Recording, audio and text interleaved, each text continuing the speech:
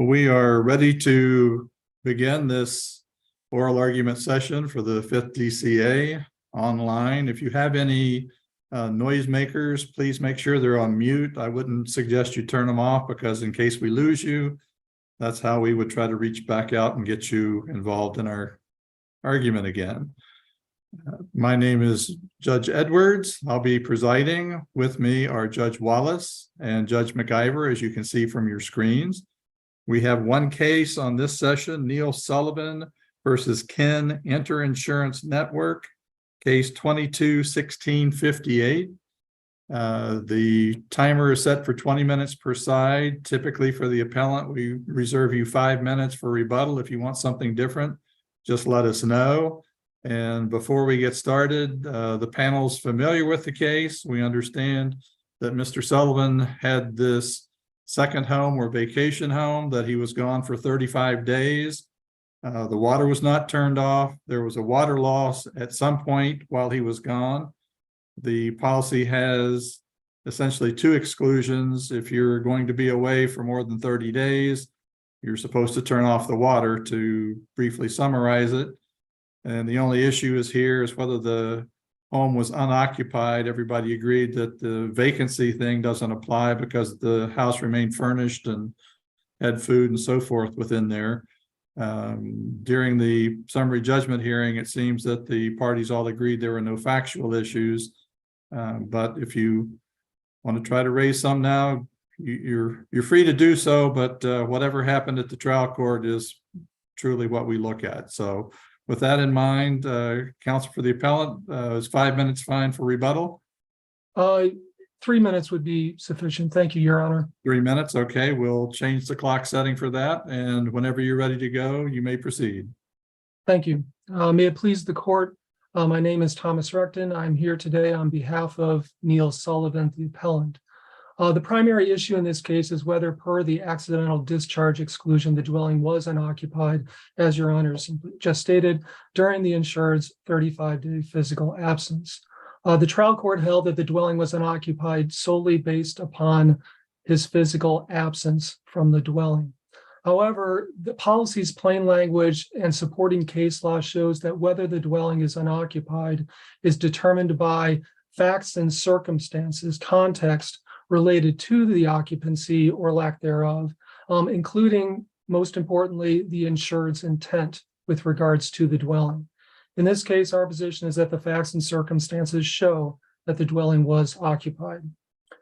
Now, with regards to the accidental discharge exclusion, this applies only while, one moment, Your Honor, only while the dwelling is unoccupied for more than 30 consecutive days.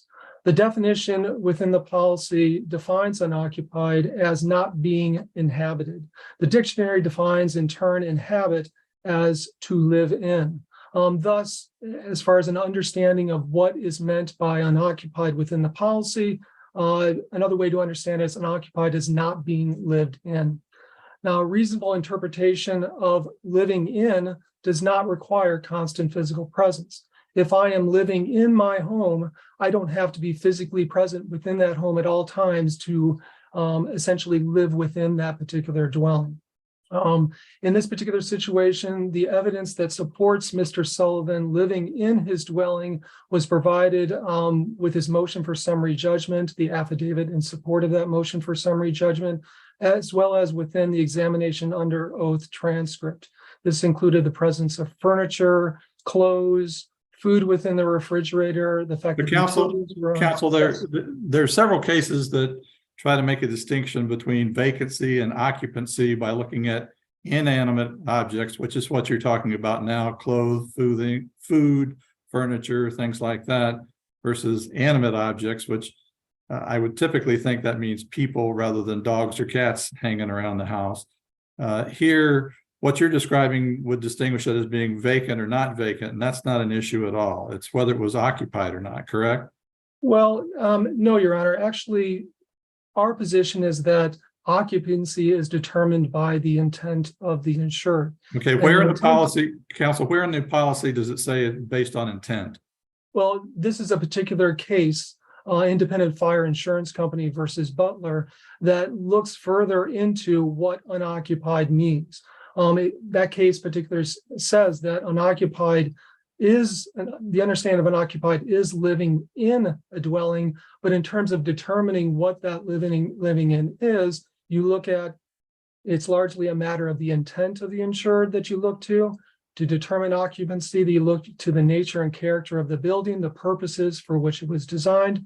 But And in the the uses. counsel in the Butler case, there's no dispute, but that the insured's husband, the insured and the husband owned the house together. They were insured. She passed away. He was then in there, if I'm not mistaken, moving furniture in and out of the house within 60 days before the fire occurred, and 60 days was their period that you looked to. So he definitely was present in the house during the time period, which if your client had been present in the house, whether he slept there or not, he would be physically present, which would have defeated certainly the insurance company's argument here. So I'm not sure how Butler really helps you. Well, the factual distinctions between Butler in this case, that's not, I think, the value of Butler in terms of understanding what unoccupied actually means within the policy here. It's important to know that unoccupied within the policy here is not expressly defined by physical absence. And so this is why we have to go through this process of looking at various definitions and looking at what other cases say about what unoccupied means. I understand that the Butler court has the Butler case has particular facts that are very different from our case. That court engaged in a very specific analysis of what unoccupied means that is very informative to the case that we have before us today. Now, that particular case, jumping to that case, again, the court state there, occupancy is largely a matter of intent. One of the criteria that they looked to in particular was this idea of uses as contemplated or expressed in the policy. And whether, and the court in that case did conclude by saying whether the insured intended for the dwelling to remain his home was a question of fact for the jury. And I understand that was for that particular case, but I still think it's worthwhile keeping that in mind when we turn to another case, Carter versus State Farm from the Southern District of Indiana, where the court there held that the dwelling status as a summer home is a factor that's taken into consideration regarding whether a home was unoccupied. Let me ask you this, counsel. Yes. You've flown on commercial airlines, correct? Sure, absolutely. When you go to the bathroom door and you see the sign that says occupied rather than vacant, when you see it occupied, is that somebody intending to be in the bathroom or somebody actually in the bathroom? Well, Your Honor, I would respond by saying whether or not a particular commercial airline determines whether a bathroom is unoccupied is a very different set of circumstances than when we're talking about a dwelling being unoccupied, a seasonal dwelling at that. And that's really the point I wanted to make with regards to this Carter case, that an occupancy within a seasonal home is very different from a primary or exclusive home. The physical absence is presumed for a period of time when you are providing a policy of insurance for a seasonal home. Mr. Reichlin? Yes. So let's say, for sake of argument, that the term occupied is actually ambiguous. What does the fact that there is a time threshold of 30 days tell you about the intent of the contract? Well, first of all, I don't think it mentions anything about, or I don't think it references anything about whether or not unoccupied equals physical absence. I think that it's completely consistent within the policy to understand unoccupied as as far as what that means. You look to the intent of the insured, you look at the various factors that surround the home. And once again, those factors include the seasonal nature of the home here, where physical absence is already baked into that particular situation. What does the 30-day timeline tell you? Well, the 30-day timeline basically establishes a time period from which insurance will not be provided when the property is unoccupied to begin with. And that unoccupied, once again, does not mean physical absence. This idea of conflating unoccupied and physical absence is something that we wholly reject. And I'll give an example of a situation where unoccupied might actually occur within the criteria of Butler, within this criteria of... Counsel, the Go ahead. I'm sorry. Go ahead, Judge Sure. McKee. Between the competing definitions that we're using for occupied here, Yes. does the fact that there is a 30-day threshold offer the court some information of which one of those competing definitions might be more reasonable? I do not believe so. I do not believe so. Whether it's, I mean, once again, let's look at the Catapothis case, which is the case that Kin cites is one of its primary cases in support thereof. We have a case there where unoccupied is defined by physical absence, expressly defined by physical absence. If Kin wanted to expressly define unoccupied as physical absence, it could have done so. However, a plain reading of that particular word within this policy leads us to the Butler analysis, where we're taking into consideration the intent of the insured and other factors to understand what unoccupied means. I understand that there's a 30-day component to this particular exclusion. That 30-day component can easily be read as 30 days from a moment in which the property is unoccupied per an understanding of what the insured's intent was. So, for example, just bear with me for one moment. Let's say Mr. Sullivan typically visits his residence around once or twice a month. That's his typical way of residing within that particular residence. Well, if he does not, go to his residence for 3 or 4 months or a certain extended period of time, a court can do an analysis there and say that at this point in time, because you broke away from the usual practice that you did, we are going to render the property unoccupied. And that does account for physical absence in that particular situation. There could be factors such as the absence of pool or lawn maintenance, the food spoiling within the refrigerator. There are ways to actually do a factual inquiry here to come to a conclusion about what unoccupied means, add the 30 days onto that, and come to a conclusion. So Regarding, yes. How do you respond to the argument that your reading of the word occupied so thoroughly overlaps the definition of the term vacant as to render it a nullity? First of all, the two terms essentially discuss two conditions of the property where somebody is not residing there. One situation, you have the property is essentially vacant. There are no utilities. There is no furniture. That's vacant. And another situation is where it's unoccupied, where in this particular situation, you follow the Butler analysis. So those two terms, I would not agree that the unoccupied is, the definition that I'm providing of unoccupied is one and the same as vacant. And I don't think the Butler court would agree with that either, Your Honor. Counsel, what the insurance company makes the argument that your view of you have to look at the intent of the insured renders the 30-day time frame a nullity. I mean, at what point does the 30 days start to run under your intent? I mean, how in the world would anybody know that? I mean, quite frankly, if somebody had a water loss, would they ever say, gee, my intent was to leave and I'll eat the water loss myself? I mean, it's just, how is the insurance company or the insured or a court supposed to know when that 30 days starts under your intent analysis?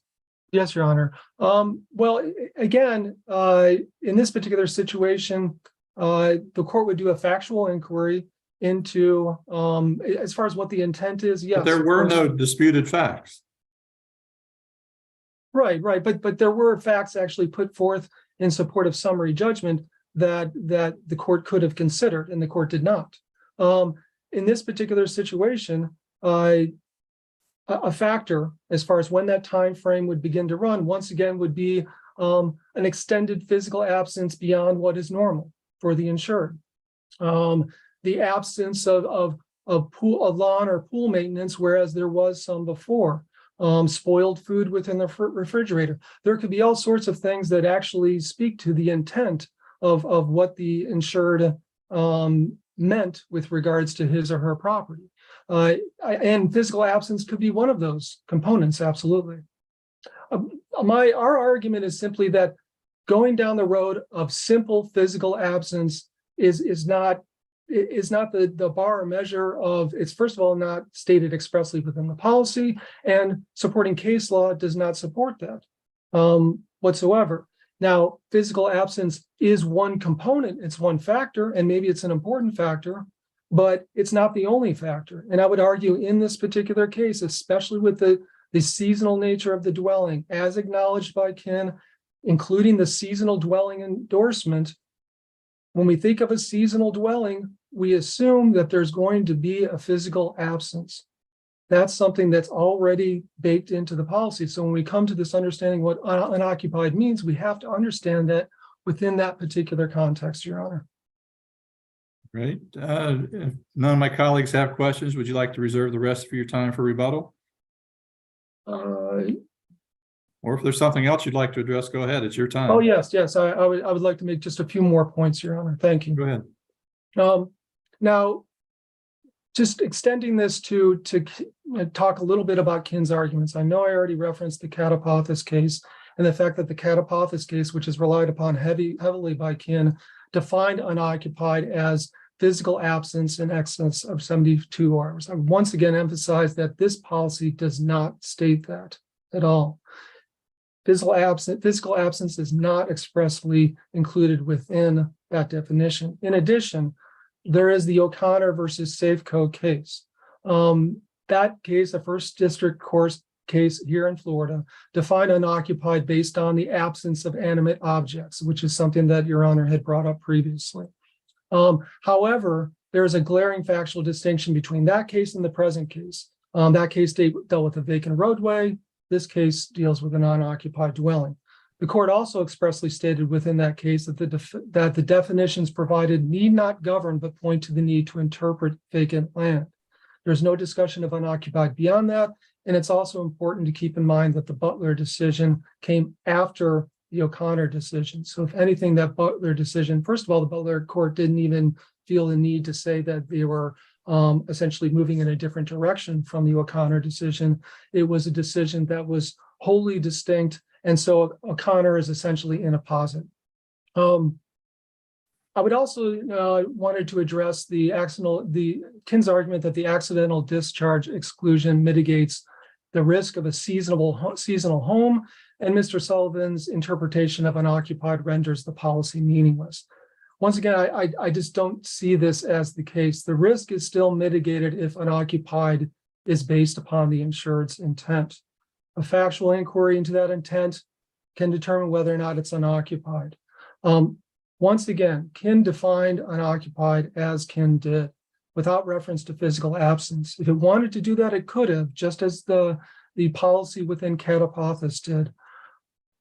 Doesn't it make sense though, when you look at their exclusions, both under the seasonal and the accidental water discharge, if the insured's going to be away for more than 30 days, turn off the water. I mean, doesn't that tie back into physical presence? I mean, intent, you can intend to be there all you want, but you still won't notice water running. Right. And once again, as I stated before, physical presence is one component, one factor that ties into its intent. I would also state regarding the idea of the water being turned off with regards to this seasonal dwelling, and the fact that one of the points of evidence in support of occupancy by Mr. Sullivan is the pool service that was provided. That pool service. Did you argue that in the trial court, or was that argued in the trial court? The pool service was absolutely argued within the trial court. It was within the affidavit in support of summary judgment when Mr. Sullivan was stating it was occupied and pointed to the pool service itself.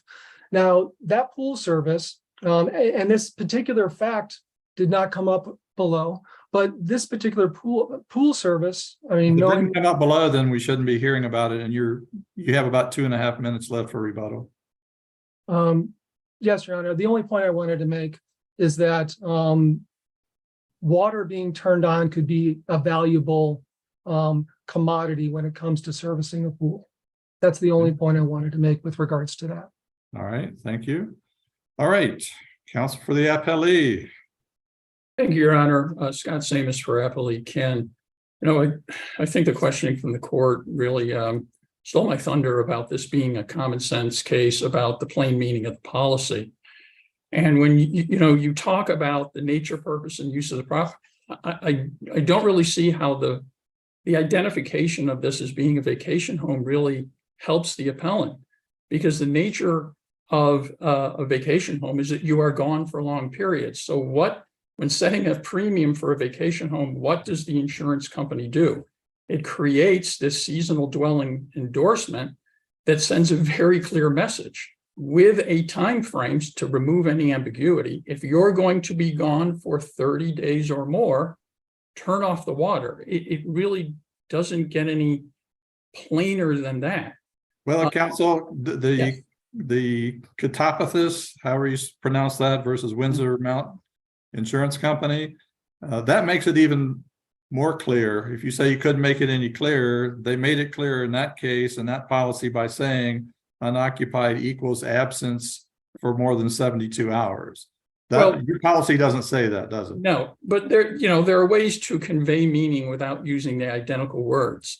And even if you use these criteria that the council is talking about, let's say intent, you can build this intent into this definition of whether he was living in his vacation property during these 35 days. What is the evidence in the record of his intent? The only evidence of his intent is, yes, I visit this property. He lives in it while he's in Florida. And when he's gone, he lives in his home in New York. What is the evidence of his intent? There was no evidence that, you know what, I intended to return in 3 days and I had to go back to New York and I got in a car accident and I couldn't make it. There's no evidence of intent to be gone that fewer than 30 days. The evidence is he intended to be gone 35 days. So even if you accept that could be a factor in this case, that the evidence, as Your Honor pointed out, is still undisputed. He was gone for the 35 days. There's no evidence that he intended other than to be gone for 35 days. The policy, the plain meaning of the policy, read as a whole, not to lead to absurd results, it sends the signal. If you're going to be gone for that long, you have to turn the water off or you bear the risk. If you accept the view of appellant, it seems like it only leads to the conclusion that if you ever decide to return, if you maintain the property in any way and you ever decide to return, then it's occupied. It's being inhabited as a residence. It's being lived in. And that just, that is, I think the language best is from this court's case, Thomas versus Prudential, when it says, when interpreting language under the rules of construction under Florida law, courts do not strain for a contrary interpretation from the plain meaning of the language. And if you look at the arguments that are being made here, that is straining against the plain meaning.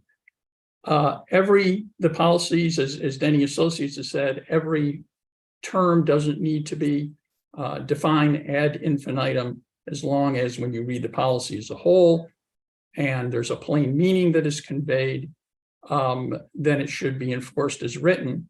And the time limit does make a difference, because the point that was made in Blaylock and Carter in these cases, they say, unlike the Ken policy, occupied is not defined. There's no time period. The time period really puts the insured on notice of when you've got to turn the water off. And, Butler and O'Connor make the point that Your Honor, Judge Edwards made about the difference between having things there and having people there.